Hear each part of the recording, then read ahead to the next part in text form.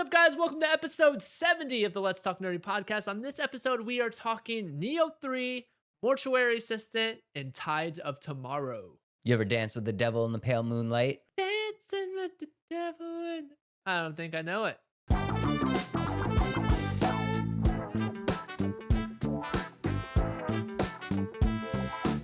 That's OG Batman.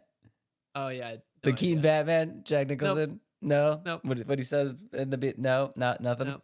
Nothing, Dave. I was thinking, dancing in the moonlight. Dancing in the moonlight. That's what I was thinking. I'm sorry, I suck at this. It Adam's gets me every time. Adam's going super positive, and I just went straight psychopath. Yeah, it's a good yin and yang we got going. Mm-hmm. That's why we work so well together.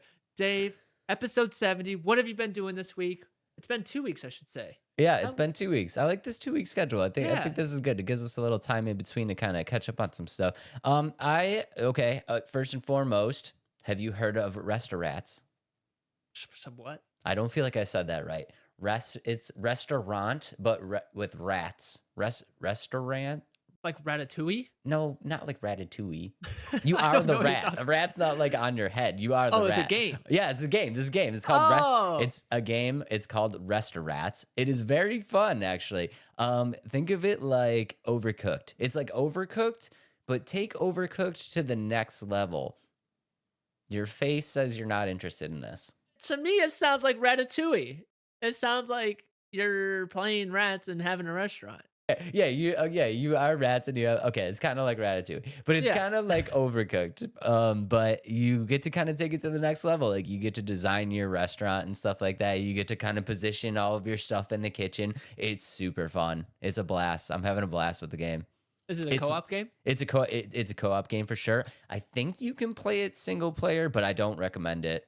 That's like Overcooked. You can't play that single. Well, you can, but you can't. You can, but you can't. That's what, yeah. So, like, if you want to try to play it single player, you'll probably be fine for the first couple of days. But once your restaurant gets booming, you're into like day 20 and stuff like that. You get a lot of people coming through the door. So it'd be really hard to play on your own. But it is super fun. We're playing a co-op. Yeah, it's super sweet. We're having a great time with it. You should check it out. It's only like $12. You should get your girl. $12 sounds great to me. You should get your girl into it. I don't know if she'll do it. Any game is no game for her. What do you mean? She doesn't like games, man. I think she might like this one. I don't think she will. You get to be a cute little rat. I have a 5-year-old that might have more interest in playing it. So maybe I'll try to put little hats on. Every day you unlock little customizables and stuff. It's fun. All right. I'll ask her. But it'll end up being my 5-year-old. That's probably who will end up playing. All right. Well, we'll play with him too. Yeah, sounds good. More than welcome, buddy. More than welcome. What? Anyway, I know you're not interested in this game. What have you been up to? No, I'm definitely interested. I love Overcooked. I'm gonna give it a shot. Rat restaurant. Restaurants. Yeah, it's like $14 on Steam right now. That's easy peasy for me. I can do it. It's pretty good. Customers come in the door. It's different than Overcooked because Overcooked is Overcooked's fun, but it just doesn't feel like as immersive. Like this, like, you know, I'll be like front of house, kind of like seating people and taking orders and stuff like that. So like you actually have to move around and do all this stuff. So you have to go to like the front, greet them, seat them at the table, take their order. You have to run over and like put their order on the board. And then the orders show up like Overcooked. So like then the kitchen will be, I'll be like, I need a salmon and mayo or something like that. And they'll make it and throw it through the window. It's a good time. And it's time too, just like Overcooked. So like, if it takes you too long to get the dishes out, like your patrons like get mad at you and stuff. And there's like VIPs that'll come in and they throw these like little games in there too, which is really fun where it'll put you in just like weird positions. They'll be like, oh, there's this guy up front and he, you know, left his personal bag somewhere. And like, you got to find the bag while you're doing all it. It's a good time. They throw stuff at you to keep it fresh and keep it moving. Interesting. That does sound a little bit more interesting than I thought it would be. It sounds like a more organized version of Overcooked. Yeah, and unlike Overcooked, you kind of get to build your menu too. So one of the things that you unlock is like new recipes. So you'll unlock new recipes, but you can only have 9 things on your menu every single day. So it's good like strategy wise too, because you got to think about like what ingredients you have in the back already and stuff like that and kind of plan. So you're like, it's really kind of running a restaurant. Makes sense to me. It's a good time. It's like the un-Disney version of Ratatouille. I love it. Yeah, I love it. Yeah, it's a great time. The patrons like will defecate on the floor and stuff, and you got to clean it up. So I mean, there's a lot. It's not Disney. It's not red. It's not red. It's not Definitely not Ratatouille. It's definitely Better not clean up that. Ratatouille. Dang, that's funny. I feel like I was going so good on this game until I hit that spot. So Hey. that's where we'll leave it. Rust Rats, it's pretty dope. Check it out. It's on Steam. It's like $14. Good game. Adam, what are you playing? Okay, I'm still playing The Precinct. Okay. It has not got much better. I didn't think it would. I'm still kind of bored. It doesn't feel like a game that like ages with fine wine. Like it feels like a game where if you're not into it right away, you probably aren't going to get into it. I think the problem with it is it's very do the same thing over and over and over, and the story's not very strong. So I think that's where it's kind of losing me, I think. And I love story games, and so I'm still working through it. I'm going to finish the main story, get my guy leveled up, whatever. But guess what I have on the docket for my next game? What you got? I don't remember the full title, but it's going to be the Shinobi game. The newest Shinobi. Oh, you're playing the Shinobi remake? That's going to I don't think it's a remake. I think is it a remake? Or is it like a new one? Let me see. Depends which one you're grabbing. I think it's the newest one. It's Shinobi. It's in my library. Let me check it out. I haven't downloaded it yet. Okay. Yeah, be careful because they did do remakes. Shinobi Art of Vengeance. Okay, yeah, no, you got that's the new one. Yeah, so I'm super excited about that. I watched a couple videos on it, and it's very. I like how fast paced the gameplay is, the animations, and it's kind of reminds me of Prince of Persia: The Lost Crown. I really like the kind of Metroidvania kind of feel. They said it's not quite Metroidvania, but I'm still gonna give it a shot. It looks really cool, and so that's on the docket. And then still working through the Plucky Squire. I know I didn't make it as a Let's Play, but I'm telling you, Dave, and all the listeners out there, it's boring to watch. I tried. I was trying to voice it over, make it interesting, but it's not. And I know Dave's like, some people are into the chill stuff. I'm like, no, this one's boring. I mean, it is okay. If you think it's boring to watch, is it boring to play? There's moments that are boring to play. Okay. All right. Then I won't push you too hard. I thought maybe you were just kind of getting in your head a little bit and just didn't feel comfortable doing the Let's Play. But if you're bored playing it, it might actually be boring to watch. Dang. Sorry, Plucky Squire. We had high hopes for that one. We did. Okay, I will say the concept of it is still really cool, the back and forth, but it's just so dumbed down. It's a kid's game. Like kids can get through this no problem. Yeah. And it's just a couple buttons and there's walking, couple buttons, walking, couple buttons. And that's why I don't think it's fun to play or watch, but other than that, I also have a movie that I just watched. What you got? It's a Ben Affleck movie. Or no, not Ben Affleck. Who was in it? Yeah, it's Ben Affleck and Matt Damon. Good Will Hunting? Nope, it's called The Rip. The Rip? It's a Netflix original based off a true story, but all the drama behind the true story is false. But overall, it's a really good movie. It's about this crime group, like this, it's called the TNT, the Tactical Narcotics Team. So they go in trying to like do drug busts and find all the money and stuff like that. But in this movie, they found $20 million. And then, so the whole movie is trying to figure out who's really trying to steal the money. And is it somebody on the team? Is it somebody else? And overall, it's pretty cool. It's dark, it's gritty. And I gave it a 4.5 out of 5 stars. Wow. Is this a new movie? Are they this like is brand back? new. It's brand new. Okay. It came out Affleck and the Damon 16th. are back. Yeah, it came out on the 16th. I was in New Mexico when I was waiting for the release. And I was like, oh, midnight. It's midnight already. And I was like getting ready to start it. It was midnight Pacific time. So I didn't get to see it till the 17th, but it was still really good. I definitely recommend. Yeah, I would give it a 4.2 out of 4.25 out of 5, but Letterboxd doesn't let me do that. You're getting so into it that you're trying to change the Letterboxd settings. I love it. Yeah. So we really need to go through your list of movies one of these days. We will. I've made a couple people mad, and I saw on TikTok I made some people mad with my top 5 2025 movie choices. So Yeah, but sorry, TikTok. that's all right. That's all right. That's it. That's your top 5 movie choices. I will say I in the first second I said my totally biased top 5. Yeah. Yeah, they can be mad all they want. That's That's all my right. top 5. That's okay. That's all right. Don't I'm let getting them get to defensive here, don't let them okay? get to you, dude. It's okay. Last thing I want to talk about. We had a brief moment of this. I didn't really think we need to turn into a full topic, but what is IGN posting? The Oh, yeah. I'll be honest, dude. I don't know. I I don't know. I have no words. I legitimately have no words. Like And the fact that they demonstrated the action of this, so I don't know how bad this is gonna hurt us. Do we even say what it is on our channel? Does that hurt us? I mean, it didn't hurt IGN. I think we can. Yeah, I think we Yeah. can.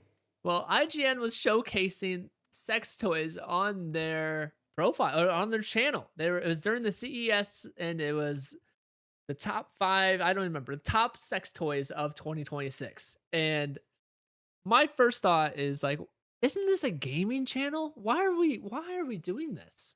I think I think this really just comes down to publications and quote unquote media outlets like IGN are kind of going to the wayside. I think I think we see this a lot where people in the industry that were once highly regarded as like informative people to a certain culture are just kind of falling. And this has a lot to do with like the additions of like mainstream YouTube and stuff like that. Like people just get their information elsewhere and from other people. You know what I mean? Like if I'm trying to look up a game, like I'm not going to IGN to look up about the game. You know what I mean? I'm going to YouTube. I'm seeing who made videos on it. Like I'm skimming through Reddit. I want to see what fans are saying about it. Like I'm not going to IGN and being like, "Oh, I can't wait to get this expert opinion on this game," because they just I don't know. They They're just not don't. expert anymore. Yeah, they just don't deliver anymore, and they don't deliver in the way that like people consume content now. So like, I think really more than anything, this is just them like grasping onto anything and just trying to get clicks back to the website. And this almost feels like a Hail Mary. Like this almost feels like the breaking point of like nothing that we're trying is working. So like we need to go real crazy and throw it out there and see what happens. And if it's the death of us, it's the death of us because we're slowly dying anyway. Kind of was thinking about this a different way too. On top of all that, I think okay, this is just another side part of it. With the reviews are always so bad. I'm convinced that they do not actually play the games they review. And the reason I think that is every time most of the time it's 7 out of 10, 7 out of 10, 7 out of 10. Unless it's a game that is like really big and like you can tell that IGN is being paid a lot of money, then they get the 9 out of 10, the 10 out of 10, or if a lot of people are latching onto it, it's 10 out of 10. But if it's a game where they like, oh, it's kind of in the middle, we didn't get paid very much, let's just throw it 7 out of 10 so we don't make people mad. And I think that's where IGN is. I don't think like what you said, or like we both said, they're not experts in it anymore. And the content is, you can find better content of these topics elsewhere for people that are really actually genuinely interested in these topics. And the people that, are genuinely interested in the topics, like the YouTubers and, like the bloggers and stuff like that, these people really care, you know what I mean? They do deep dives. Like I've watched a million YouTube videos from random creators that have gone way down the rabbit hole, way further than IGN would ever even think of going on a specific game to let people know what it's about and their thoughts, you know what I mean? And it's like the IGN just doesn't bring that to the table anymore. And like you said, I wouldn't be surprised if they don't play the games either. With the 7 out of 10 and all that stuff, like just kind of keeping it cookie cutter, and I don't know, people just aren't going there anymore. It's they used to be IGN, the number one gaming network, right? they're not that anymore. So it's like they're just kind of grasping at whatever to kind of keep them afloat. What's good for them is keeping them afloat. People are still going to go there to watch their trailers and everything that they post, which that's going to keep them as relevant as they possibly can be. But nobody is going to go there for their opinions anymore. And I don't think anybody has been going there for their opinions in a very long time, just based off everything we've talked about. And for me, I'll keep grabbing the trailers for our episodes and stuff like that. But in terms of like trying to decide if I'm going to buy a game, I'm going to use people like Game Ranks with the Falcon guy. He goes so much deeper into it and makes it the reasons of why I should buy it. And it doesn't seem like he's so paid off by these gaming companies as much as IGN. And that's like when IGN was saying that Arc Raiders was going to be a bad game, but the game Marathon is going to be the best game ever. But you can see where that's going. All the fans are truly thinking or already know that Arc Raiders is a fantastic game that people are going to latch onto for a long time. Whereas Marathon, nobody's even talking about that game anymore. Yeah, well, I mean, IGN is big enough; it's pay to play, and you see that you see this in all aspects. And this is one thing that I think people don't really think about too often. Is like, I don't know. I don't want to say everything is nonsense, but there's a lot of things that are nonsense, right? So like, if you're looking at like if you're looking at brands, like you're looking at like every aspect of industry does this. If you're looking at a clothing brand and or like you're looking at a fragrance or something like that, like a cologne, and it's like, oh, we won this award from this person, right? Like there's like an entire marketing team around that cologne whose job it was to like flood that person, whoever's running that contest, it was flood that person's email, try to get on their good side, try to be, figure out the pay to play aspect of it, right? And then like get that thing into whatever contest to win whatever award so they could be like, we're the best, blah, blah, blah of 2025. Like there's so much of that, you know what I mean? And IGN feels like a big player in that. It feels like a pay to play. Like if you want IGN to say your game is good or your movie is good or anything like that, I feel like you got to be in there. You got to be in their loop. You got to be in their circle of trust. And if you're not in the circle of trust, you get booted. And that's where they'll bash your game and tell you not to play it. And then you look at somebody else's video and it's like, give this game a shot. So I don't know. It's kind of a random tangent. I've been thinking about that sex toy video for the last 2 weeks, and I just felt like we should bring it up and bring up IGN's non-expert takes on everything. And Inevitable downfall. And yeah. like you said, the trailers are going to keep them afloat. You know what Mhm. I mean? That they're still the name of the game when it comes to trailers. They drop everything first. Those views on those trailers alone will keep them afloat.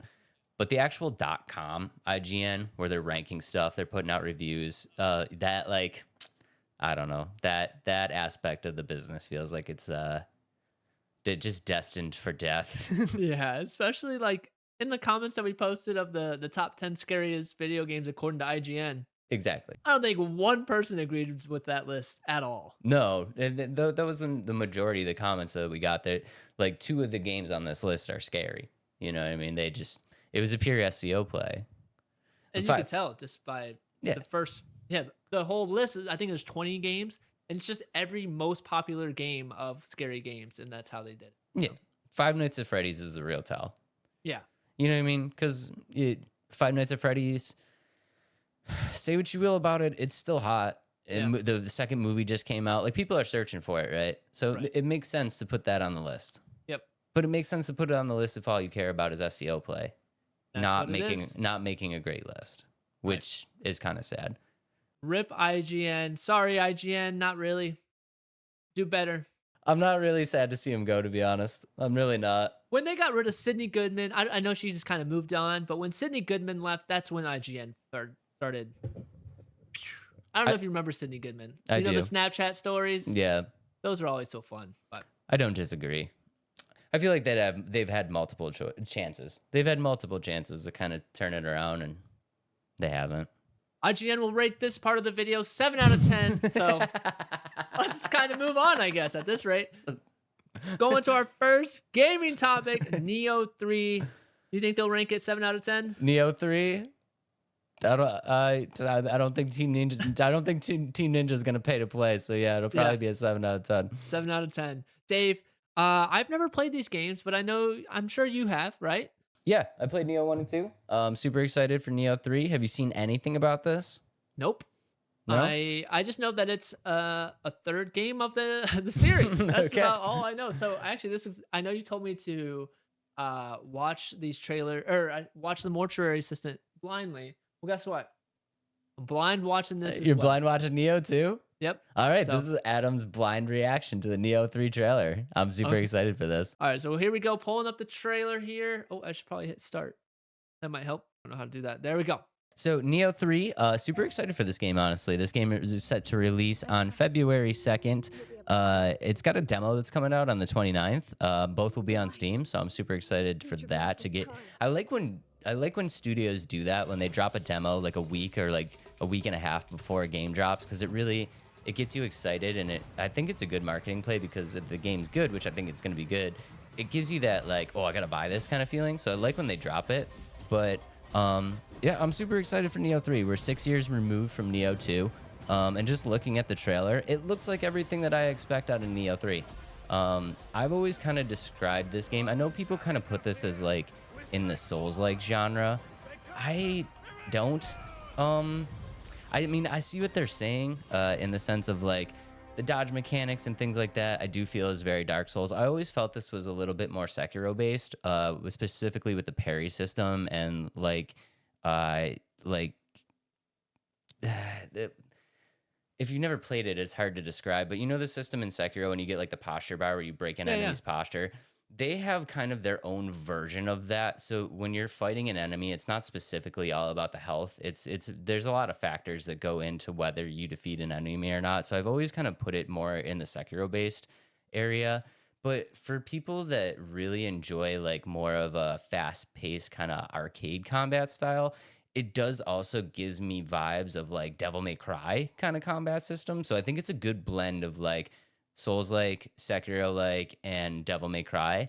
And it just really kind of blends together to create just a really fun experience to play. So based off of what you're kind of saying, to me, and I know this is kind of far off, it seemed a little bit more hack and slash than like a Souls like a Dark Souls. Yeah, it is a little bit more hack and slash, and that's where like the Devil May Cry kind of vibe comes in for me.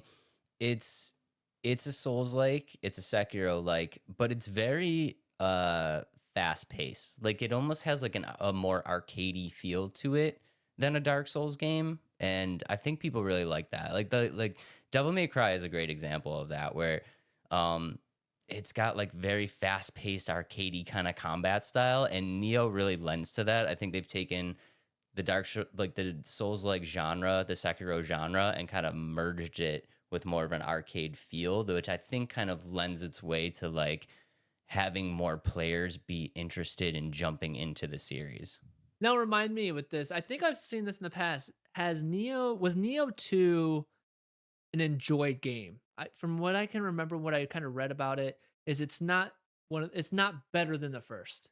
I don't think it was necessarily better than the first, but I don't think it was necessarily worse either. The thing with Neo is like, I love this genre a lot. I'm a big fan. As you guys know, if you've watched any of the episodes before, I'm a big Dark Souls fan. I love Sekiro. I love Wulong. I love all of this genre. I love it. And I do love Neo. I've always kind of put it as like a flat line, though. With Neo, it's an experience where this is gonna make me feel like I'm kind of underselling it, I guess. But it's an experience where you kind of know what you're getting from start to finish. There's no like real ooh ah moments when I'm playing this game, so it's really hard to say that like Neo 2 was worse than Neo 1. They were just kind of on par, and I think 3 is going to be the same way. I think it's going to be a really enjoyable experience for people that love the games and love the genre.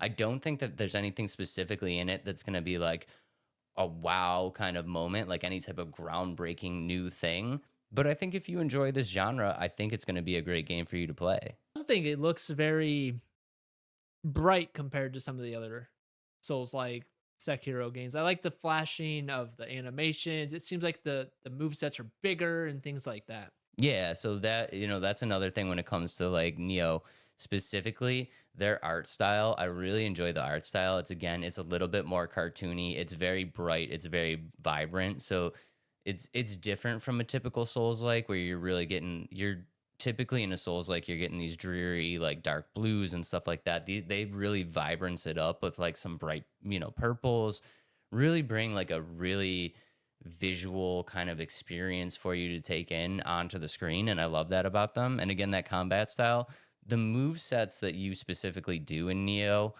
it's not like a Dark Souls where you're dodge dodge hit hit hit, you know what I mean? Like there's mechanics behind it where people who are fans of that arcadey style where you do really need to kind of string together some stuff, um there that's going to be there for them. Are they making any like big changes to the gameplay, or is it gonna feel like it's fairly similar to Neo 2 and 1? So gameplay wise, Neo 3, the one thing that they're really kind of leaning on is they're trying to make it how would I describe this? They're doing it as like a semi-open world. So Neo 2 is a very linear experience. You get loaded into levels and you're just kind of maintaining the path.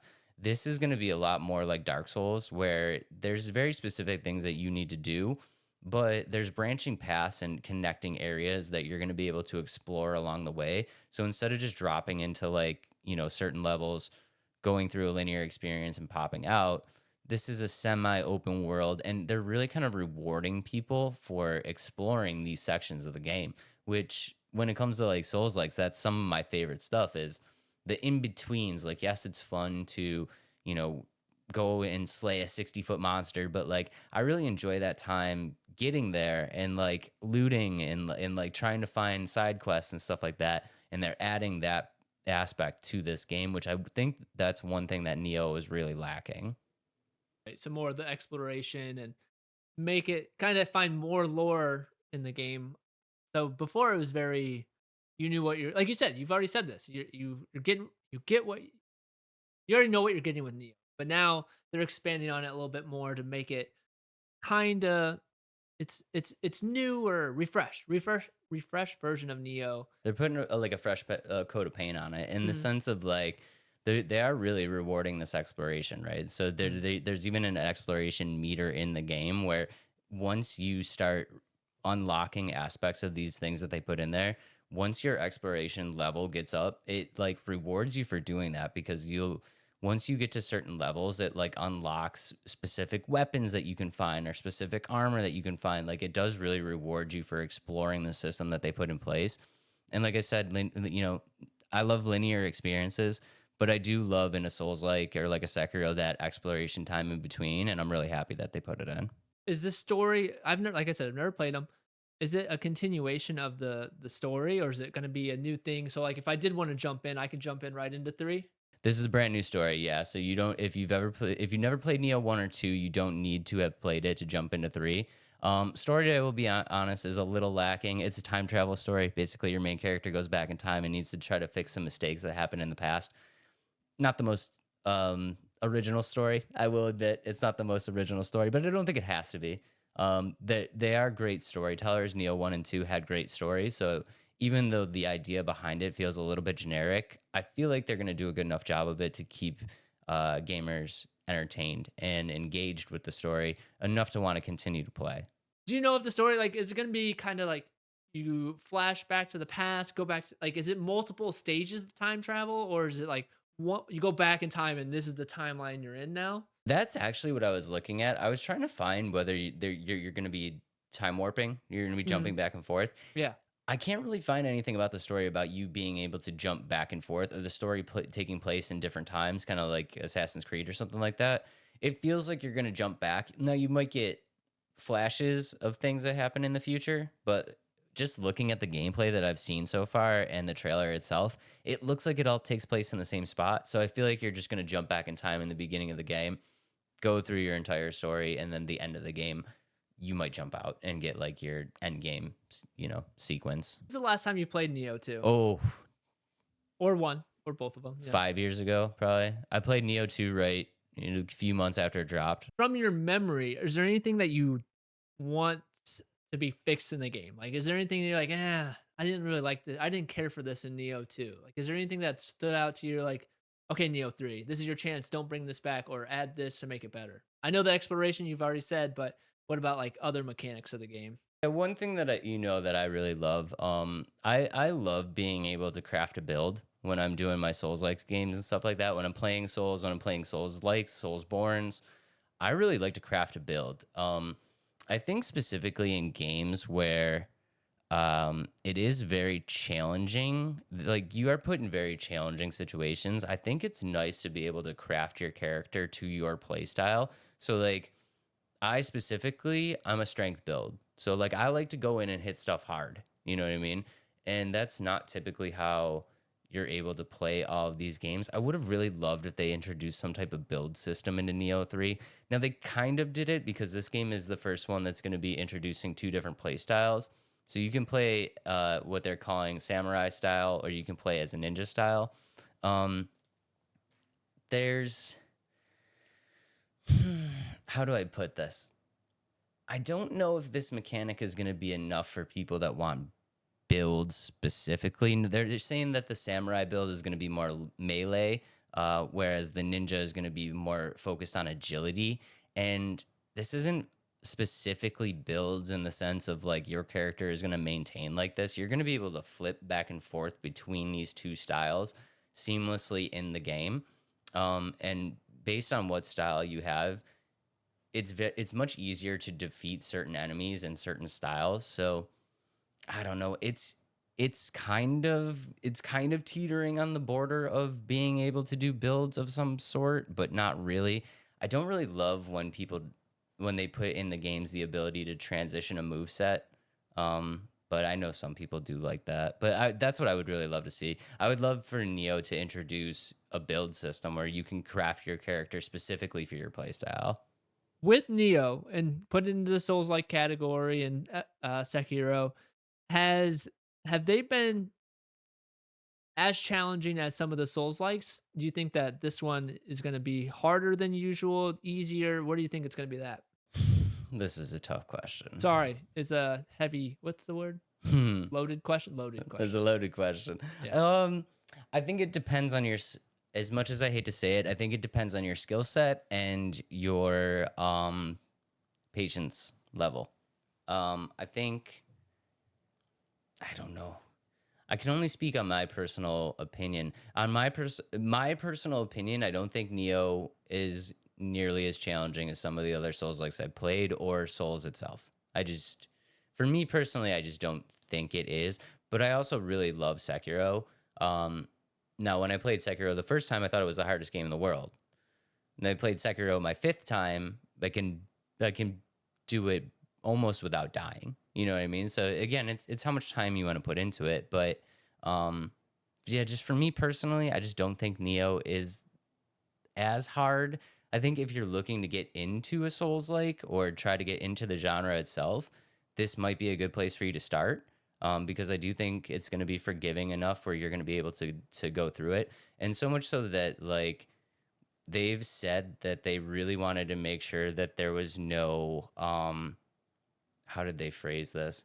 There was no stop gaps. So we call in like the Souls world, we call them get good moments, and it's basically when you get to a spot where like the game kind of flips its script and shows you like how difficult it is. We call it a get good moment where you just all of a sudden you just get to the spot where you get beat up like 90 times, right? You lose to a boss forever. They really wanted to make sure that they didn't have any of that, that the game progressively gets harder as you go through. So I think that it's a good starting spot for people that want to get into the soul genre. Gotcha. And that dual kind of build, that you think that would make it easier for people too, where like, oh shoot, I can't beat this guy. Let me try it this way.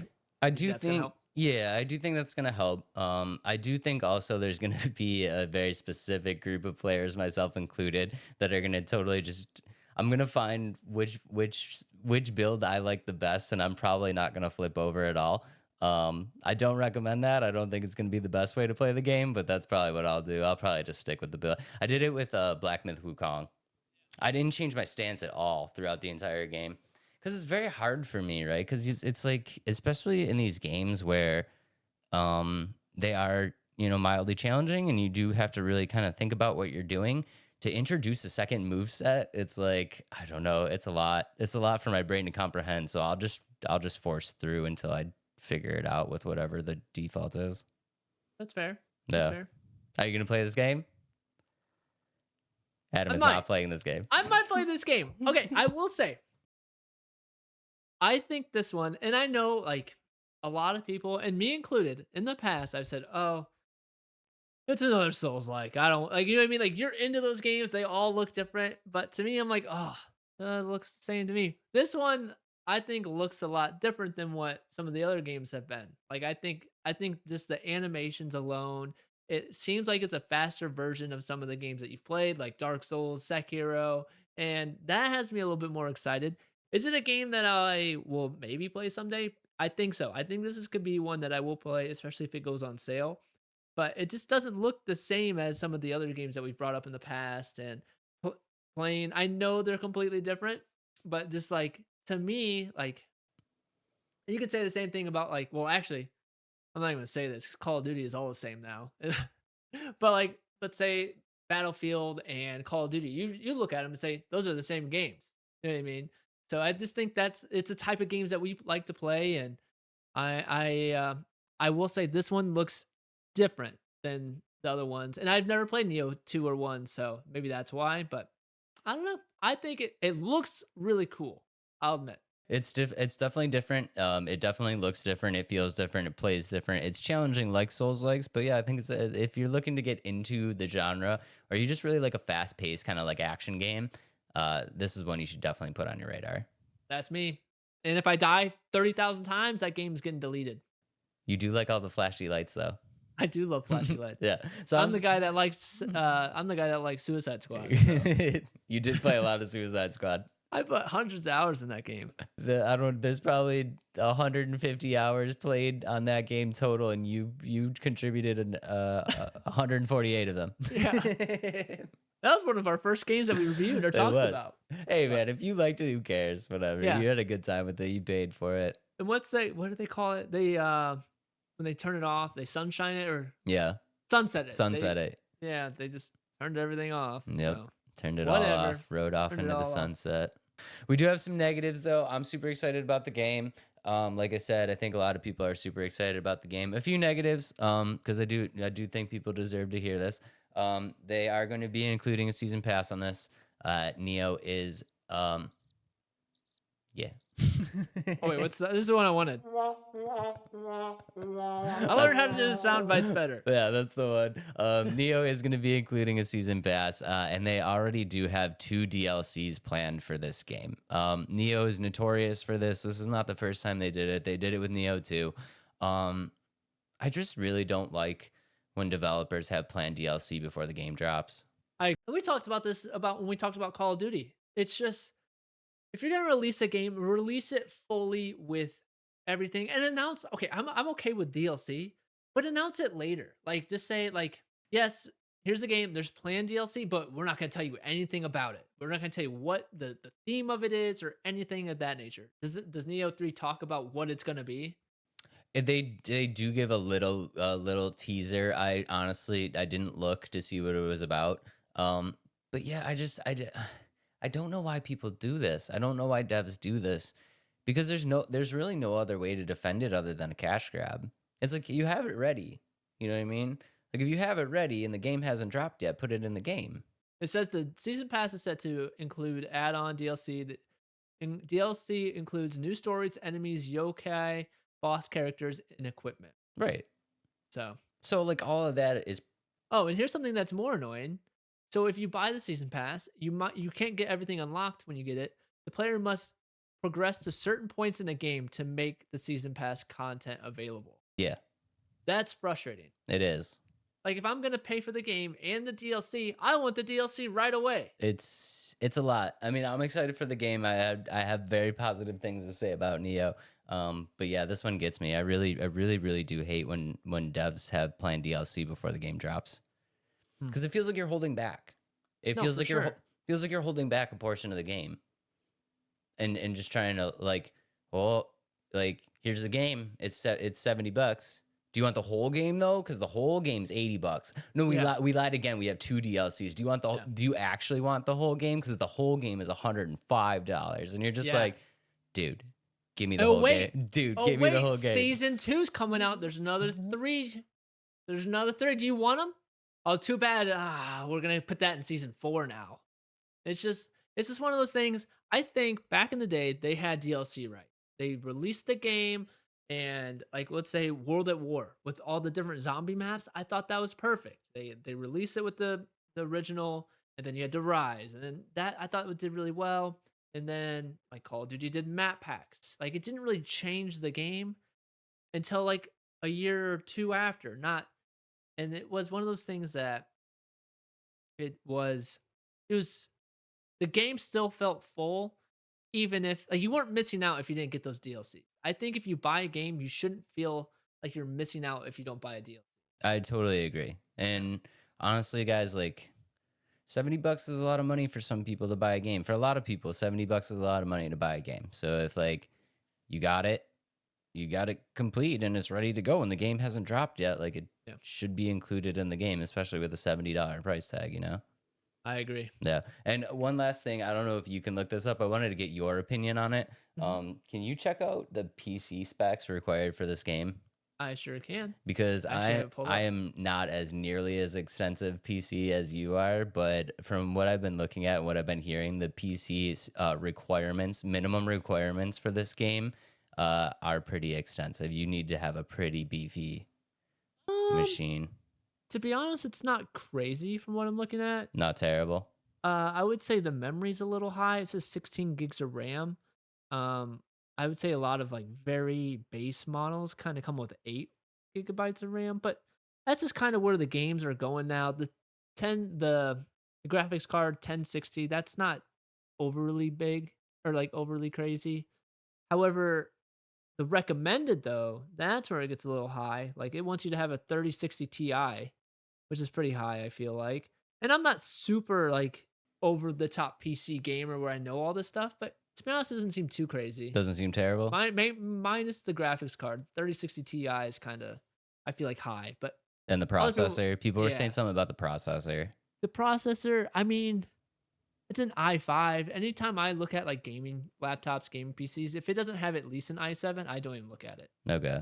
So that's just me. I feel like i5 is kind of lower end regardless. I know, and I just think that's where games are going nowadays. I bet a lot of these like newer games are kind of i5 or better. So, Okay. All right. but again, as somebody else that might have even more expertise with this, but like I'm just gonna click a random game here, Roadcraft. Their processor, yeah, i5. Yeah, nothing crazy. A lot of these games are saying i5, Okay. but I don't know. All I right. don't know. Adam says it'll work on any PC. Go for it, guys. I didn't say that. Don't you put words in my Adam said it'll mouth. work on any PC flawlessly. No frame drops. No frame drops. You're putting words into my mouth at this point. But Yeah, super excited for it. It obviously does have the negatives with the DLC, but yeah, I'm super excited for the game. It drops on February 6th. There will be a demo that drops on the 29th. Let us know down in the comments below if you're super excited for this game or not. or not. I kind of stole your ending. You usually wrap it up. Dude, but that's okay. But you know, it didn't wrap up What? this game because it's a sequel. It is a sequel. Is it going to be one of the best sequels ever? It didn't make my list this time. All right. Well, that means we're going to do a draft of the best video game sequels ever. Who's going first? You are, because I just announced it. Wow, let's go. I get first Oh, pick. wait. I want it. No, you Ah. already gave it to me. You already gave it to me. I'm getting some deja vu here because I know what's going to be picked. All right.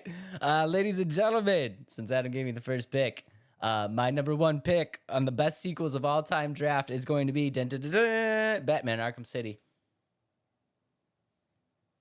It is the greatest sequel of all time. It is the greatest sequel of all time. It's the greatest sequel of all time. It's the greatest sequel of all time.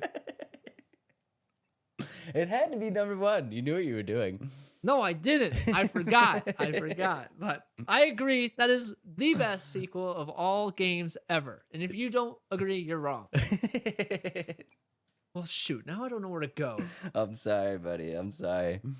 All right. Well, then I'll just do this, and it's going to give you another great number two, and I hate it because I've never played your number two. My first pick overall is Grand Theft Auto 5. I knew that was coming. That has There's to be on the nothing list. that needs to be said about that game. It's a great sequel. I don't even know if you can call it a sequel. It's a brand new thing of its own, but Grand Theft Auto 5, my number one pick. I think 4 was really good. I mean, 4 was the first GTA that we got on the next gen consoles, and I thought it was really good. But I think 5 was really that one where you load it up and you're like, oh my God, they built a whole world. Mm-hmm. You know what I mean? Agree. Like, yeah, that was the first one where you're just like, this game is a world. Yep. Yeah, really good Agree. stuff. All right. Number 2 on my list. I could take one that I think is on your list, but I'm not gonna do it to you. I'm not gonna do it to you. My number 2 is going to be Dark Souls 3. Oh. Dark Souls 3 is the Dark Souls game where I feel like they really kind of brought it all together. I love the series as a whole. Everything. I love everything about it. You could say 1 and 2 had some quirks, a little janky. There's some stuff going on there. Dark Souls 3, they really brought it together. Okay. I feel like that game is perfect. I would agree. Yeah. Not really. I've never played them. Dark Souls 3 is perfect. I wouldn't change a thing. Yeah. It's a great sequel. I did play it for a little bit, and I died 40 something times. But you know what? What? You did beat that guy, didn't you? I did the big glob or whatever. Yeah, you Like you beat the first guy, right? When you Yeah, pulled the yeah. sword out of his stomach. Yeah. How'd it yep, I did feel? beat that. It felt good. It did feel good, right? Yeah. Yep. It's a great game. It's a great game. Pretty good. All right, my second pick is I'm gonna change it up because I know what you think I'm gonna pick, and I'm not gonna pick it because I never played that game. My second pick is Call of Duty Modern Warfare 2. I'm not mad at it. It's a phenomenal follow-up. The original Modern Warfare 2, not this junk that's been released recently. Yeah. Original Modern Warfare 2 had my college or my high school days completely taken over. The story was good, the ending of the campaign was good, and the multiplayer was good. I'm not mad at it. It's good. Thank you. Yeah, I like the pick. It's before Call of Duty went to Call of Duty. Mm-hmm. Yeah. It's a good one. Battlefield or the Battle Royale ruined Call of Duty. I'm just gonna say that there. Hot takes. Hot takes. All right, next up on my list, I'm gonna go with. Oh, do I do it? It's still hanging out here. I can't believe it's still hanging out here. I gotta do it. I'm going Red Dead Redemption 2. Yeah, I knew that was gonna be there. I gotta do it. As your third pick. Yeah, that was great. I don't think I've never any played it. You never played Red Dead 2? I started to, Oh, and then I just never got around to finish it. you should definitely finish it. I'll finish it. Yeah, it's good. I'll admit the Wild West isn't like I'm more modern, kind of like outlaw kind of feel. You know what I mean? Like I like using my modern guns and planes and stuff like that. I like the Wild Wild West. I like I the know. 20s. The roaring 20s. Like when I watch Ooh. like Peaky Blinders and stuff like Yeah. that, I'm just like, man, I was born in the wrong era. I agree. If I could go back in time, the Roaring '20s is where I'd move You to. know, Mhm. guys you just wore a suit just because that's just what you did. That's what you did. Walking That's what down you the did. street smoking cigars, you know? Like Yeah. yeah. I agree. I Uh, agree. I'm with you. There's don't get me wrong, guys, there's a lot of bad things that happen in the 20s, but the fashion is phenomenal. Yeah. Fashion's phenomenal. The hairstyles are phenomenal. Yeah. I'm with you. Good stuff. All right. My second pick. Second. Third.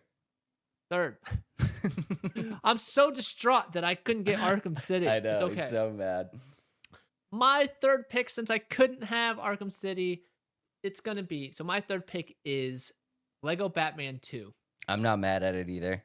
It was such a great follow-up to the Lego Batman. And the fact that it's an open world, all the characters, I 100% completed that game, and that's why it's so great. That is a great game. And with the new one coming out, has me even more excited. We can talk about that in the future. Yeah, you should add that. I love the Lego games. They're so good. I know they're for kids, but like I don't care. Are they though? I mean, it's kind of like Pixar, you know what I mean, Yeah. or like any of them studios. Like the movies it's technically for kids, but they always throw in enough adult stuff to make adults Yeah. like the movies too.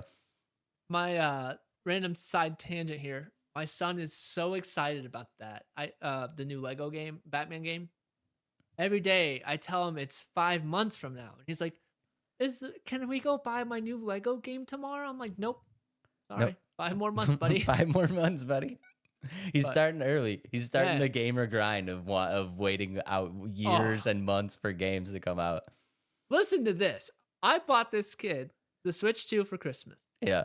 I bought him a game for Christmas. Sega or Sonic Cross Worlds. Yeah.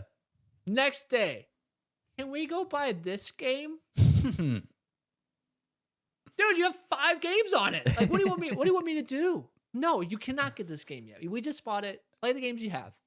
And that's just how I was a child too. Yeah. Can I go get this? I played this game for 2 days. I want a new game already. I mean, you got a little gamer in your household. Yep, I do. But I feel like this is karma. yeah, it is. Yeah. I'm kind of a jerk dad though. He only gets to play on Saturdays. Womp womp. Well, oh, wrong one. Well, maybe he could earn some more time with good deeds. That's true. Get That's him true. to push a broom around for a couple minutes to give him a few extra minutes on there. Why Yeah, not? there we go. Yeah, teach him that way. Yeah. All right, my number 4. There's so many good games on my list. Mm-hmm. I'm gonna do it. I'm gonna take Silent Hill 2. Silent Hill 2. Okay. Silent Hill 2. Silent Hill 2 is a phenomenal follow up to Silent Hill. Now I know, this was probably coming from a weird spot because we just did the draft of scariest games, and I said it shouldn't be where it was on that list. Yeah, What is it, number 1? Yeah, number 1. It was number 1 on the list. It should not be number 1 on the scariest games of all time list, but it definitely should be on a list of the best sequels of all time. Okay. Yeah, it's a great follow up to the original. So Never much so played that, it. so much so that they did a remake of it. There's a PS5 remake of it. Oh, is it really? Yeah, you should play that one. Probably won't. That's all right. My 4th pick? 4th pick. My 4th pick is I don't even know. Let's see. My 4th pick is Saints Row 2. Saints Row 2. You ever play them? I played them a little bit. I know you love these games. Okay. Saints Row. Go ahead, sorry. Saints Row always felt like GTA but janky to me. It was much more goofy on purpose. The first one wasn't goofy, and I think that's what made even the second one wasn't as goofy, but it added goofy elements. But I think that's what set it apart from GTA, whereas GTA is a bit more serious. Not so much anymore, but back then GTA was more serious, and I think what made Saints Row feel different is it was just a lot lighthearted, and some of the stuff in it was really goofy, and that's why I think it's a great sequel. Okay. Mm-hmm. All right. We'll give it to you. Yeah. All right. All right. All right, and to round it up, number 5 on my list. It's my favorite game of all time, so it can't be not on here. Legend of Zelda: Ocarina of Time. Got to be on there. Never played it. I suck at playing games. It's tough, right? Because I love the OG Zelda. Obviously, it's the game that started it all for me. I do still love Zelda 2. I know the side scroller action kind of turns people off. I'm still okay with it. I still do love it. Link to the Past is phenomenal when it moved to the SNES, but just that era of moving from Link to the Past from the SNES and then just seeing it go to 3D on the 64, I was just like, that was like Kinda my blown first away. real like mind blown moment. Yeah. Yeah, it's got to be on the Okay. list. I like it. My 5th pick is Borderlands. Okay. It was fun. No, I'm just kidding. I loved it. It was such a good follow up to the second one. The more guns and the story was really good. And I just think Borderlands 3 kind of wasn't good, but Borderlands 2 was awesome. It's Did you one play of my 4? favorite games.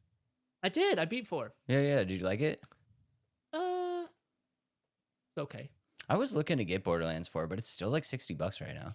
Yeah, I would say if you aren't a big fan of them and didn't, I just think the problem with that I had with Borderlands 4 is the fact that there was so many guns and so many variations of the weapons. It kind of lost me. Like I felt like I never got a handle on like the gun system and how to make the best build and stuff like that. So I just started mashing my weapons, and every time here's a new gun, and I wouldn't try to build, if that makes sense. Right.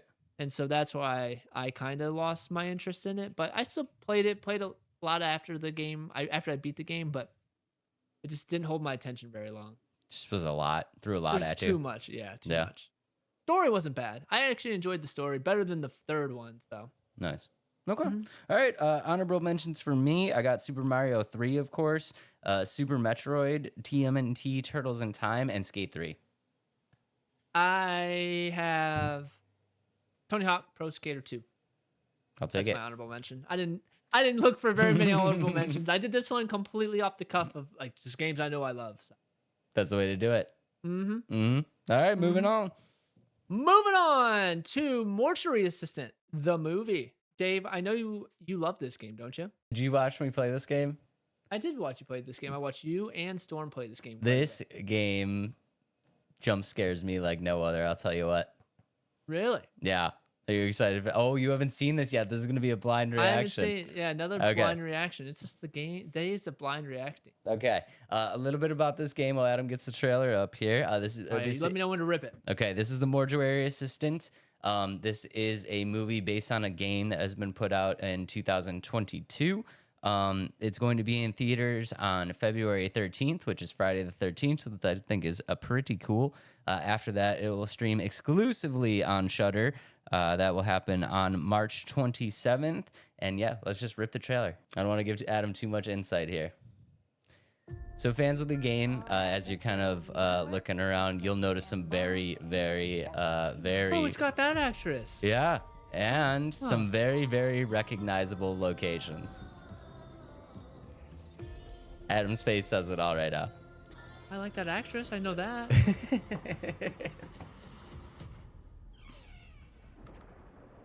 Is somebody there? Adam I is don't- not excited. You're not excited. Based on the hit game, I know what you experienced was What the- terrifying. Look at the front room. I saw that. Look at the look at. Oh my God! What To the? survive. Is she hiding? Oh no, it's coming to life. Mhm. Hi. Do anything to gain What in control. the? Grandma, outside the window. Remember that lady coming up to me and banging on the window when I was playing the game? Ah. I want this to To be honest, when I watched you, I didn't like watch intently because I didn't want to like be freaked out. But There's the box. There's the box in Yeah. the basement. so it seems like this movie has a lot of Easter eggs to the So many. game, which is good. So many Easter eggs. Yeah. You need to get off the phone. But look at all the locations. Look at the doors. Yeah, yeah. It looks It's exactly like the game, dude. They did a really good job. They did so good, dude. Like the Yeah. back room, it looks exact. Even the color tones, like even Yeah. the color toning is perfect. It totally matches. Like it's absolutely fantastic. I'm super excited for this. Huh. I feel like I'm guessing this is kind of a lower budget movie, but like you said, I don't think it needs to be anything because of how compact the game is. I think the way they're portraying it is a great way of doing it. Yeah, I think the way that they're portraying it is really, really well done. I think Staying true to the source material. Yeah, I mean, fans that really want to see like a true adaptation of this game, I think without a doubt, from what we've seen from the trailer, are gonna get it. They had everything in there. I mean, every single room. The back room with the burner and the bodies looks exactly the same. We got the creepy hallway. You have your actual mortuary assistant room. Like you have your front office. They put the bathroom in there. Like it just feels like I'm literally walking into the game that I played. And I think they did such a great job. And like even down to, like I said, like the color tone, that intense teal and orange, it's the same exact feel of the game. And then looking at all the characters within the game, I don't want to give too much away, but everybody is there. And that's one thing that, like, if you played this game, how do I do this without giving things away?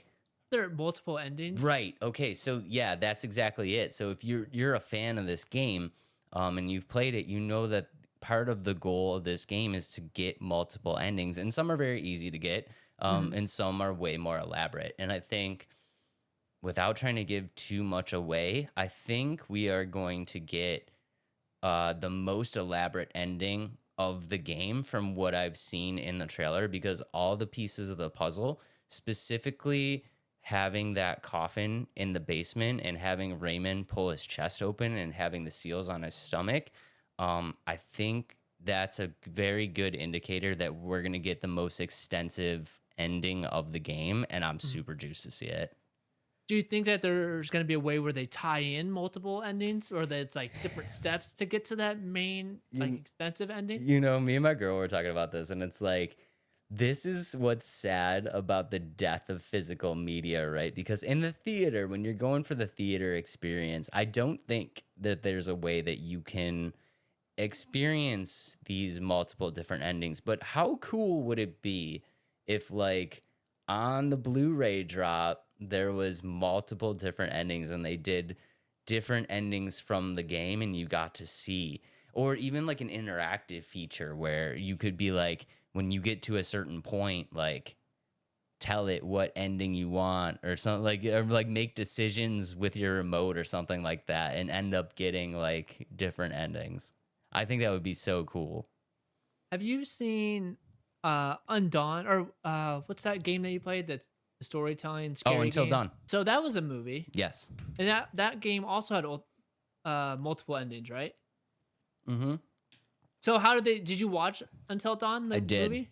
Okay, I how did that kind of capture that? so Could end in different directions. You know what's weird about the Until Dawn movie? I love the Until Dawn movie. I think it did a great I think it did a great job of capturing the gameplay feel, specifically with like the resetting of the characters and trying to keep things alive. But I don't know if a lot of people that haven't seen the movie or haven't played the game, really, you need to have done both. You need to have seen the movie and played the game. I don't know if a lot of people realize, but they didn't actually make a movie from the game.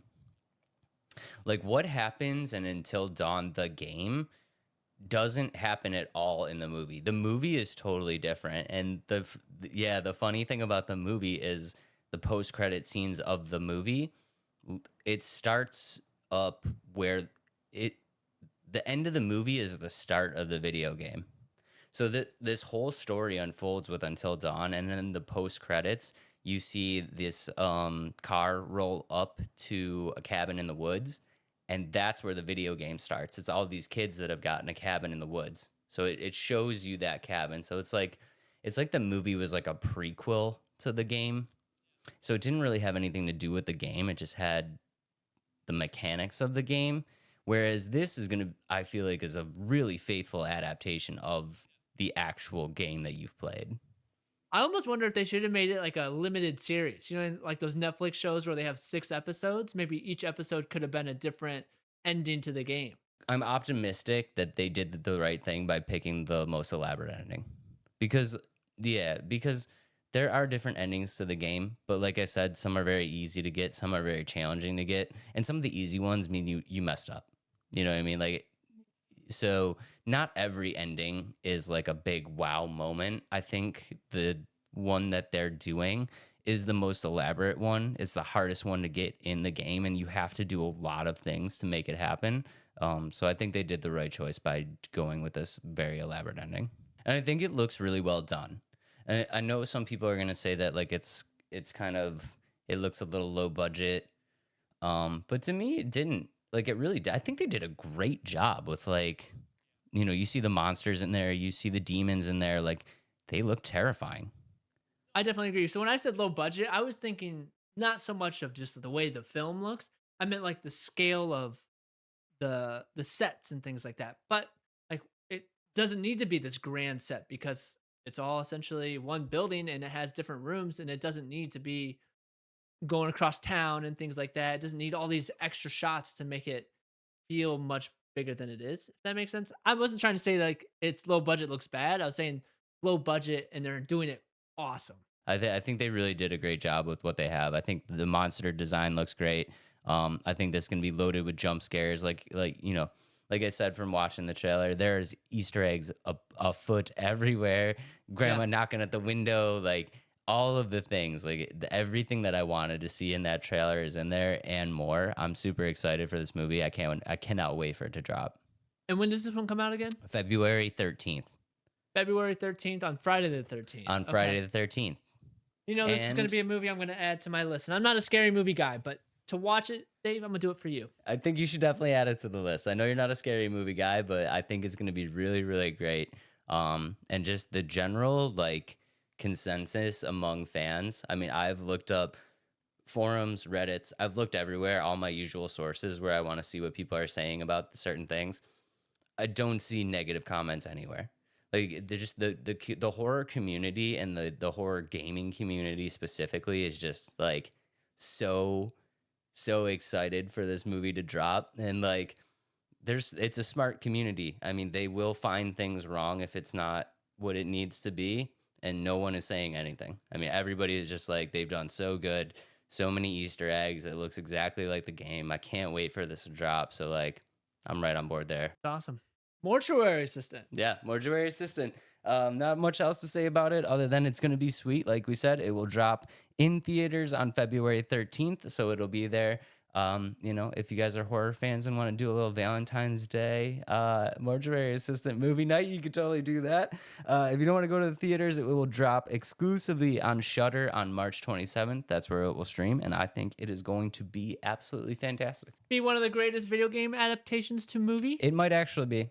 Yeah, I would actually, the way it looks and how scary it is and all the Easter eggs that you were saying, I think it's going to be. Yeah, and honestly, putting together this list, I don't know about you, but I don't really got bangers on here. You don't have I bangers? don't have bangers, no. I might have one. That's about it. Yeah, this was a tough crowd. Yeah. All right, guys. So this might possibly take number one spot on this draft if we ever do it again. But as of right now, we are doing a draft of the best movies to come from video games. Ba-boom. You can have number one pick. Yeah. Okay, so my number one pick, it's not necessarily a direct correlation to being based off of a video game, but it was because of a video game why this movie was made. So my first pick is Gran Turismo. You're dipping your toes in murky waters right here, man. Okay, it's not about the game specifically, It's but not. it's a cool story about a kid that played the game and made it into a career. Okay, because No. of Arkham City, I'm gonna let you have it. Okay, but thank just, you, just thank know this is teetering on. This is teetering the edge. Okay, my number one pick, and go ahead and get ready to laugh because everybody's gonna laugh. My number one pick is Mortal Kombat. OG 1995 Mortal Kombat. I know the movie doesn't hold up. I get it. I know. If you go back and watch it now, it's actually kind of silly. But that soundtrack in 1995 got me so hyped, and to see Sub-Zero and Scorpion throw and all when I was a kid, man, there's the idea we didn't have stuff like that, dude. There was no video game movies back then, so like to have Mortal Kombat on the big screen with that dun, dun, dun, dun, dun, dun, that soundtrack and the fire coming through the dragon and everything, and I was like, oh my god. It doesn't hold up. Don't watch it now. But if you want to go back in time and watch it as an 8-year-old kid in 1995, it will blow your mind. I enjoyed those movies as well, and I'm kind of upset with you because that was on my number 2. That was your number 2? Yeah, it was. Oh, There's no. only so many games that were actually, or movies that are based off games that were actually pretty good. Yeah, So. this was a rough list to make. All right, my second pick is Sonic. Yep. Hedgehog. Okay. It was a good movie. Yeah. I think that they, they're as good as they could be, and the fact that they listened to the fan reaction to the original concept and changed it to something better, I think that says high praise of what they did. Yeah. No, I think it deserves to be on the list. All right, number 2 for me, I'm going with 2001's Tomb Raider. Ooh, okay. I think it was a pretty faithful adaptation. Mm-hmm. I think Angelina Jolie as Lara Croft did a fairly decent job, and I think for 2001, it kind of fit the mold of movies that came out in that era. I think they represented the game enough where I could say it was a good movie. Yeah. Yeah. Okay. All right. My third pick here is the Angry Birds movie. The Angry Birds movie. It is very dumb, but it felt like I was like the game. They adapted it well for a movie with all things considered. Is it a great movie? No, but what they did with it to make it feel very true to what Angry Birds was, I think they did fine. I think they did a good job too. Yeah. I think it's a fun movie. Yeah, agreed. Deserves to be on the list. All right, number 3 for me. Wow, making another appearance. I'm going with 2006's Silent Hill. Ooh, okay. I think they did. I actually just watched this recently, and I think they did a great job. I think there's parts of it fans give it a little bit of a hard time because there's parts of it that don't make sense, and I will agree there is parts of it that don't make sense. But in the grand scheme of things, I think taking the source material from the game and turning that into a movie and just being making it an experience where it feels like you brought characters to life that are very challenging to bring to life because they are very in depth and kind of estranged, for lack of better words. Yeah, I think yeah. they did a great job of bringing bringing characters to life that are hard to bring to life. Okay, Yep. I like it. Am I on my fourth pick? Fourth. Yep.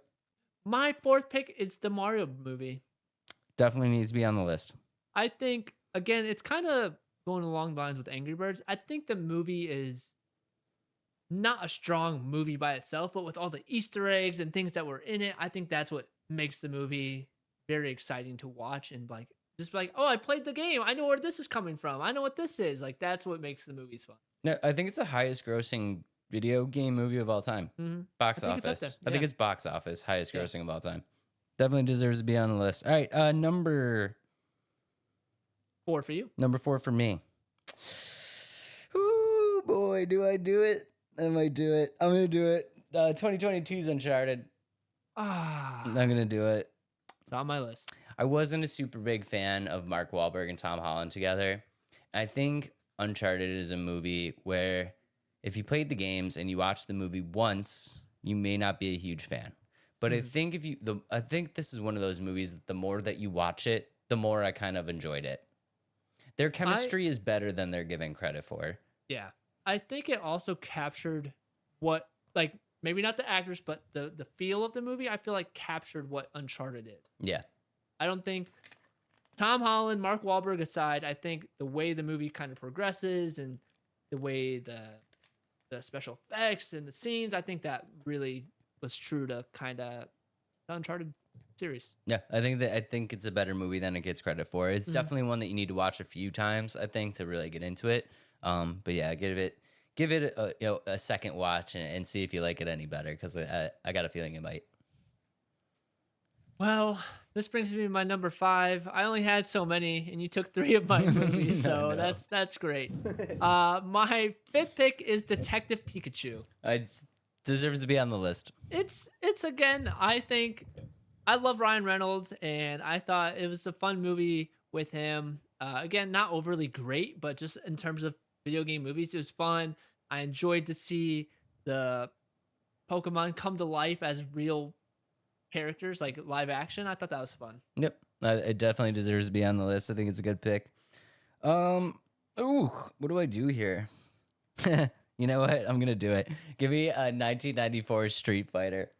Okay. I gotta do it. I know Jean-Claude Van Damme, whatever. But again, you guys gotta remember, it's 1994. We didn't get a lot of movies like this. To have a movie come from a video game at all was really incredible. I think they did a great job of bringing the characters to life. I don't know story-wise if it really holds up, but I think they did a great job of bringing the characters to life. And Raul Julia as M. Bison, chef's kiss. I love him, dude. Gomez, M. Bison. Whew. That guy's an underrated actor. Yeah. Seriously, he's super underrated. Good list. Let us know in the comments what your list would look like with the best video game movies based off of video games. Best movies based off video games, yeah. Yeah, let us know. Yeah. And that brings us to our next one. I got questions. You ready? Oh, okay. Yeah. I got questions. Oh. Tides of Tomorrow comes out. Was supposed to be February. Now it's in April 22nd. So they delayed this game. I have played the demo. I have thoughts on this demo. And yeah, Dave, let's start with your questions first. I think the number one question is this game is introducing a mechanic that I don't think I've ever seen before in gaming. What is the deal with this following people around? Okay, so that was what intrigued me. Yeah, Is that's what intrigued me too. how does this concept work? So essentially, in Ties of Tomorrow, if you haven't seen or heard anything about it, it is a game that is a multiplayer story or it's a story that you can make decisions based off of other people's decisions. So, for example, in the demo, you like there's different dialogue and things like that you can pick. But so very right off the bat, there's a moment when you're being woken up, and there's this canister that you can either take for yourself or leave it for the next um tide walker. And so if you make the decision to leave it, the next person coming that's following you can get that or leave it for the next person. So the story kind of compiles and debate based on the decisions you're making. And so let me go ahead and pull up the trailer here. Essentially, like you can either choose to follow the decision of the person ahead of you or do something completely different, if that makes sense. So, but in practice, it I think that they're it's a really cool concept. And I think that the basics of it is there. So, and the story wise, it's nothing to write home about. The world is polluted by plastic and people are getting sick and has called plasteria. And so that's kind of the main premise of it. So you're trying to like make yourself get better. And so the things that you see here is the what you see that the other people did ahead of you. And so the planet, like I said, is polluted by plastic. People are getting sick because of it. And your job is to help cure the plasteria, all while following other players. So those little Americians, is that what you call them? Yeah. That's another player ahead of you. So you're following that player, and it it, it just changes your decision making changes based off of what other people are doing. Okay, so this, I don't know if you're gonna be able to explain this just from the demo, but I think where most people are getting confused is this this idea of following the player. So like, are you following players through their entire playthrough? Are you following one player through their entire playthrough? And so in the trailer, I don't know if you saw, it's a moment where you're looking through a looking glass, and there's two options. There's a character at this island that's doing one thing, and a different player that's at this island. So you can pick the island that you're gonna go to, and once you've picked that one, you're following that character through that part of the story. If that makes sense. Okay, so this is another question that I have. If you, okay, so you're following a player through this entire experience. Does that mean that that player has already beaten the game? Because what happens if you follow a player and they stop playing halfway through? That's so I don't really understand how that's gonna work, to be honest. Right. So in the demo, the person I followed, they completed 100% of the demo. So I wonder, and it said that. So I wonder with the full game, it'll say how far they got, and then maybe you hit that spot, and then all the decisions are on you. Like you make the next decisions. Okay. I think that's kind of how that mechanic would work, right? Like if Okay. you get to as far as they've gotten, that's where you have to decide where to go next. I feel like it would be so it's going to be terrible at launch because you really just, you know what they really need to do? They need to Mhm. have their devs and their testers beat the game 100%. So there are bots that you can follow. Okay, so you can follow a bot. Yep, you can also play the story completely single player and not have any decisions in there at all. Okay, so you can also do that. Yeah, so I think, like I said, once you reach the point that the person you're following gets to, and they're not done, you start making your own decisions. Okay, because I do think it's a very cool concept. I think this Yeah. is something that hasn't been done before. I just do have a lot of questions, and I feel like they're opening themselves up for a lot of room for error Yeah. if they haven't really thought everything through.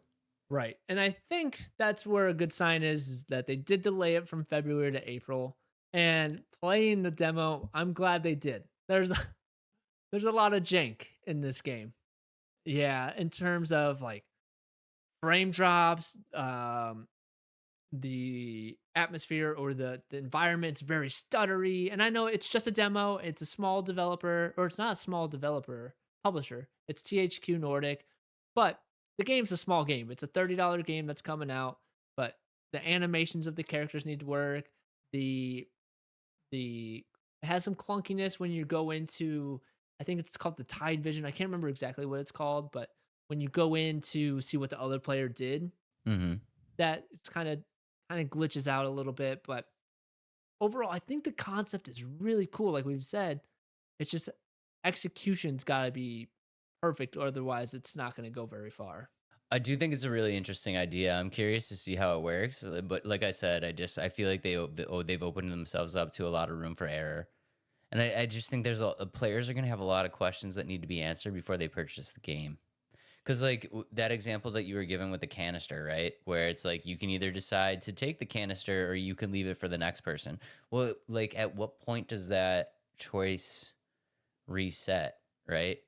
Because if the first person takes the canister, then you get there, you have no choice because the canister is already gone. What about the person that follows you?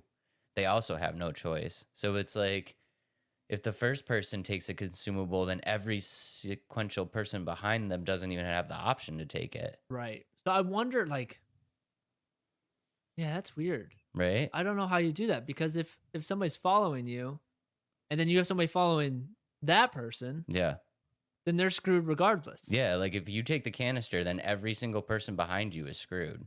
Right. Like every Hmm. single one. Yeah. So I feel like if this is a game where you get in on the ground floor, it's probably going to be a better experience even if it is a little bit more janky because by the time you're following some like by the time you're 450,000th person in line, like everything's going to be cooked. Like you'll have no options throughout the whole game because like somebody at some point is going to say yes, I'm going to take that thing. Yeah. I wonder if it's only one person you can follow and then the person right after you, and then it resets, because like when you create a new game, maybe you don't want to follow somebody, you just do your own thing. And so you start the cycle of somebody to follow you. It's confusing. It is very confusing. This is And like the time. This is like the time travel dilemma of like, yeah, the conundrum, the time travel conundrum. It's. There's a lot going on here. It's like, well, you move the paper 3 inches to the left, so now everything in the timeline's screwed. yeah, I think the concept is really cool. I think it's gonna be, like you said, it's hard to explain. You have to get your hands on it. But I was just disappointed on the execution of it in the demo. I know it got delayed, and I just felt like, and then when I was doing it, I would come up to this guy's decision, and I was like, you know what? I'm doing the opposite. I don't want to do what he did. I don't want to do what he did. And that's kind of what it turned into, is me just completely avoiding what he did. And I think that's part of the game too, because if you're doing exactly the same thing as the guy ahead of you, like, that's kind of boring. Like, no decisions made for yourself. So How, I don't know. how does it work in combat? Like, are you able to There, see what they did in combat? so, and that was another question I had. I don't think there's combat in this game. You think it's all story based? Yeah, because not once did I throw a punch, a shot, or anything at anybody. Hmm. And every time, and then when I got caught by the marauders, they were chasing me, and I Okay, couldn't do so anything. a little bit like, kind of like Little Nightmares ish. No fighting, only running I away. don't. That's what it seemed like to me. I was trying to find things of, is there combat, but they're based off of this. I don't think there's combat. You know, it's weird because looking at the trailer, it gives you the vibe like there's going to be combat. Yeah, I and think specifically that scene of them hanging on the zip line. yeah, That I makes think me that's feel just like them it's running. yeah, it makes me feel like there's going to be combat sequence after that. Yeah, there's no, from what I gathered, there's no guns that I could pick up. It's very choice based. So in one of the clips that I saw, there's a boss that, like, you can either decide to kill with a knife in your hand or like don't do it. So I think it's going to be very Oh, choice based. okay, so there is combat. It's just choice based combat with cinematics. Yeah, Yeah, okay. I don't think it's going to be like you get to shoot a gun in just like the open. That's what I was curious about. If you could see, like, if there was a combat system, like, if you could see how the person in front of you tackled the room. Like, if they went stealthy, did it work out for them? Or if they went in guns blazing, did it work out for them? Yeah, that was kind of what I was interested in. I think that would be really cool. I think that would complicate the system even more than what it can handle right now. No, without a Like I said, doubt. it's a small game. I think adding that element of combat would just overcomplicate it and really make it tough for the developer to make it even more seamless because they're already struggling with it right now. When does this game come out? This game comes out April 22nd. It was supposed to come out February 20 something. So Do you feel like the level of jank in the demo is fixable by that time? Do you think they're gonna get it right? I think the bugs in it for sure. However, the voice acting, no go. That's done for. That's concerning. Yeah, I felt like the voice acting was bad. Um, the art style is still cool, but it just I Is it think the jank of the fluidity of the animations and stuff like that, that's gonna get fixed. is it AI voices or is it actual voice actors? I have no idea. It just seems kind of mid from the start. That's concerning in a choice-based game with no combat system. That the voice acting is subpar. I think with this game, kind of how we talked about last week with Code Violet, it's a smaller game, smaller developer, but I just feel like if you're gonna do something like this, you gotta make sure it's good. Like, you know what I mean? Like, if you're a small developer, I get it. Like, you don't have the big support as the big AAA studios, but if you're gonna put your money and time into this thing, make it the best you possibly can. And like, to me, I felt like the voice acting wasn't that great. They're definitely trying a new take. So I mean, I guess I'll give them a little bit of leeway on the voice acting and a little bit of the jank. Like I said, I played B horror games. I'm used to a little jank, so it's whatever. What this does, I think this opens up the door for other studios to create something like this in a different way. It's something new, and we talk about this all the time. It's always something.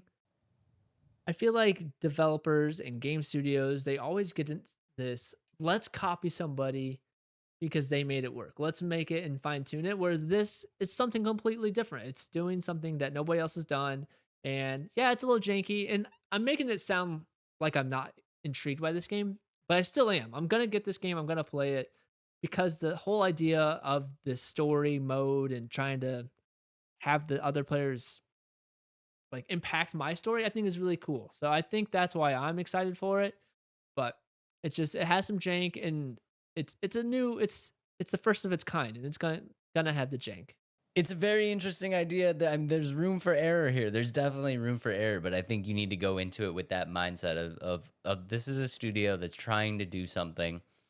It may work out. It may not work out. I would hope that if they're charging money for it, they've made it work out for like 99.9%. It's pretty good, but there's a chance that there's a little bit of jank on this. I'm still excited about this game too, just because it's something fresh, it's something new, and I'm excited to see where it goes. I like we said, it comes out April 22nd. I have, by the time this episode and this long form video of it or deep dive of this, I have a let's play of it, so you can see for your first hand on how I kind of tackled it and what my initial thoughts are playing it blindly.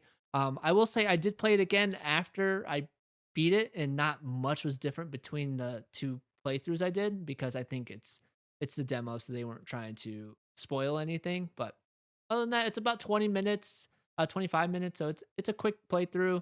So check that out if you're interested. One more question I had about it in following the people, and I think I saw this somewhere online. You can specifically follow people, right?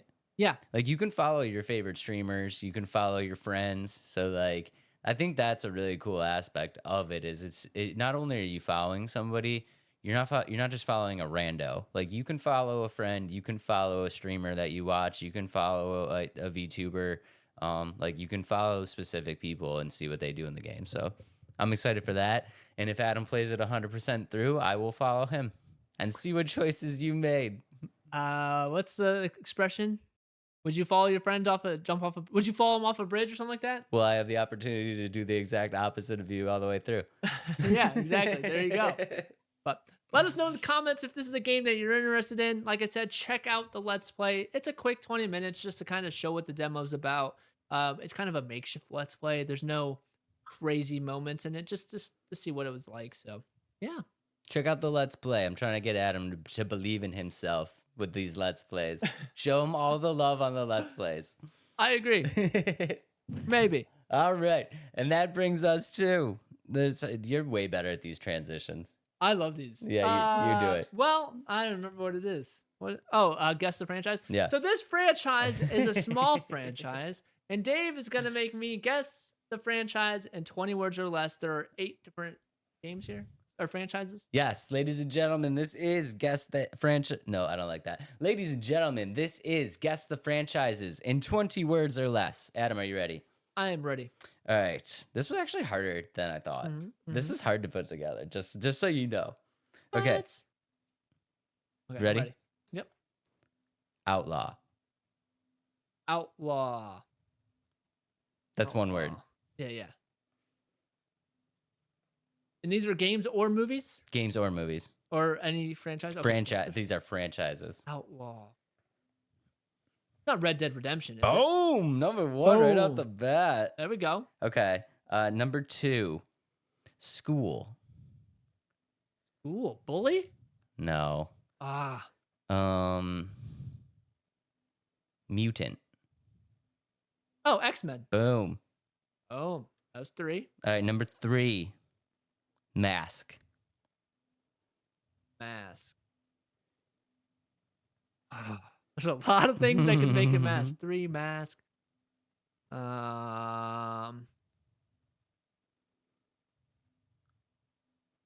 Arkham series, like Arkham franchise. No. Ah. Horror. Oh, Jason. No. Ah, Slasher.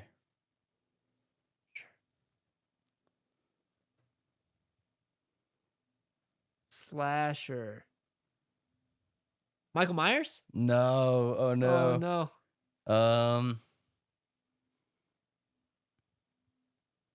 Sydney. Oh, Oh no, we're in trouble. We're in trouble. Sydney. This is 8 words. Oh man, Sydney. Ghostface.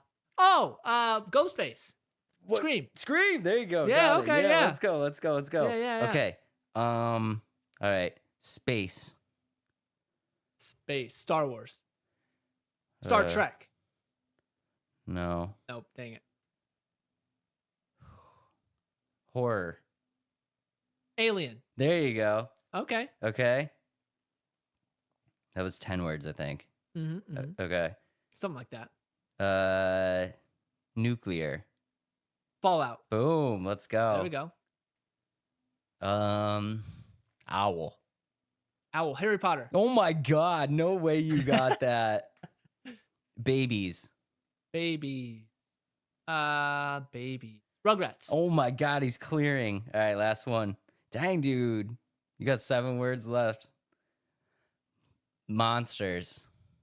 Monster.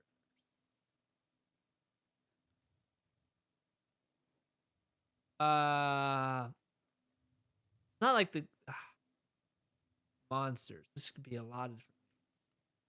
Not like the Godzilla verse, right? Like the monster verse. Like, well, you can't say monster.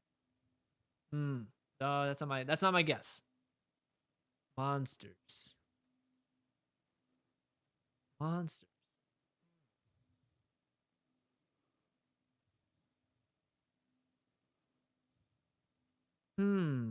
Monsters. Is it pretty popular? Yeah. I'm gonna beat myself up, aren't I? Absolutely. Dang it. Monsters. I don't know what to do here. Monsters. It's right there. Monsters. Shoot. Space Jam? No. Ah. Mega. Mega Monsters. I don't know what to do here. Transformers? No. Oh, dang it. I don't know what to do here. I mean, you got 5 words, so we'll keep going. But I don't know what to do here. And it's not you. Lizard.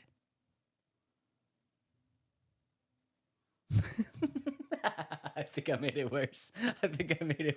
Not Teenage Mutant Ninja Turtles, is it? No.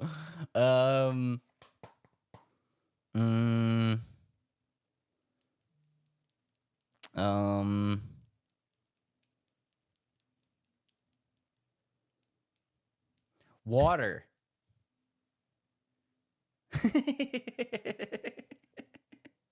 Dave, water, monsters, mega.